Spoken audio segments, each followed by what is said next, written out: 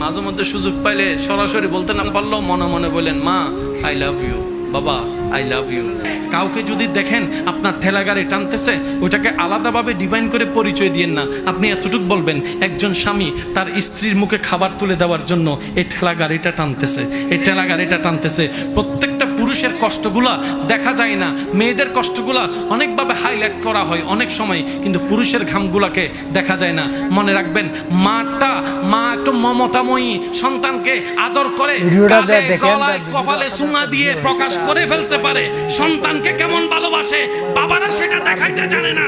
বাবারা রাগের মাধ্যমে ভালোবাসা দেখায়, বকার মাধ্যমে ভালোবাসা দেখায়, আবার রাতে একা বসে বসে কান্না করে চোখের পানি ফেলে। অথচ ডাক্তার বলে 206টা শরীরের হাড্ডির ভিতরে অনেকগুলা হাড্ডি একসাথে ভেঙে গেলে যে পরিমাণ ব্যথা, সন্তানকে দুনিয়ার আলো দেখাতে প্রত্যেকটা মা সেই ব্যথা সহ্য করে। বড় অবাক লাগে কি জানেন, যেই মা বোনেরা সামান্য একটা তেলা পোকা দেখলেই এক লাফে 2 মাইল দূরে চলে যায়, একটা টিকটিকি দেখলে ভয়ে রাত্রে ঘুমাতে পারে না, সেই মা সেই মেয়ে 10 মাস পেটে সন্তান রাখে। একটু যদি আমি বুঝাতে পারতাম কথাটা। ভয়ের লেভেল যাদের এতটুক, সে জানে তেলাপোকা তাকে খেতে পারবে না, তারপরে সে তেলাপোকা দেখতে ভয় পায়, ঘিন লাগে।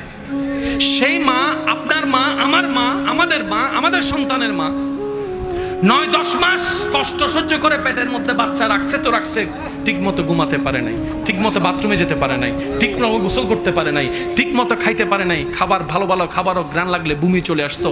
এমন যন্ত্রণাদায়ক কষ্ট প্রত্যেকটা দিন সহ্য করেছে, কখনো বিরক্ত হয় নাই, অ্যাবর্শন করে সন্তান নষ্ট করে নাই, আমাকে নষ্ট করে দেয় নাই আমার মা, আপনাকে নষ্ট করে নাই আপনার মা। শুধু তাই নয়, একটা গিরা ফুটবল খেলতে গিয়ে উল্টে গেলে গিরা বসাইতে যে কি কষ্ট,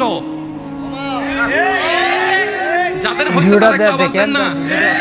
যদি সামান্য একটু উল্টায় যায়, একটু লড়ে যায়, এই গিরা বসাইতে গেলে যে 14 গোষ্ঠী একদম এক জায়গায় চিল্লাই করে ফেলি আপনি আমি, আওয়াজে গলা ফেটে যায় এই গিরা বসাইতে গিয়ে।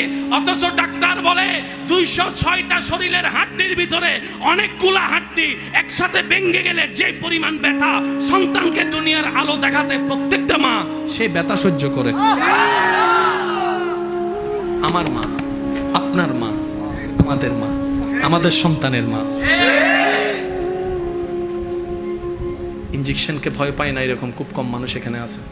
এখানে অনেক মানুষ আছে বলে যে করোনায় মরে যাবো, সমস্যা নাই, তারপরও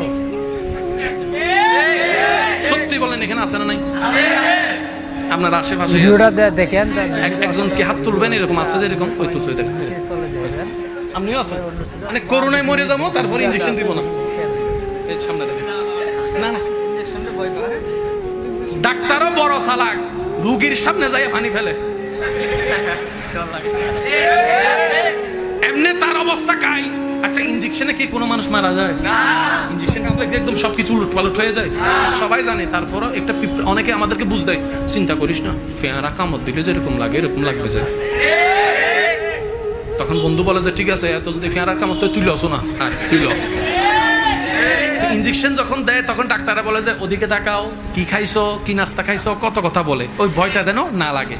এই ইনজেকশনটা দেওয়ার মতো ব্যথা আপনি আমি সহ্য করতে পারি না, অথচ আমাদের মারা, আমাদের সন্তানের মারা এরকম 1000টা ইনজেকশন দিতেই থাকে শুধু সন্তানের চেহারাটা দেখার আশায়। আর যেই দিন সন্তানের চেহারাটা প্রথম দেখে কোলের মধ্যে, আমার সন্তান আমার কোলে, আমার সন্তান আমার কোলে, সুবহানাল্লাহ।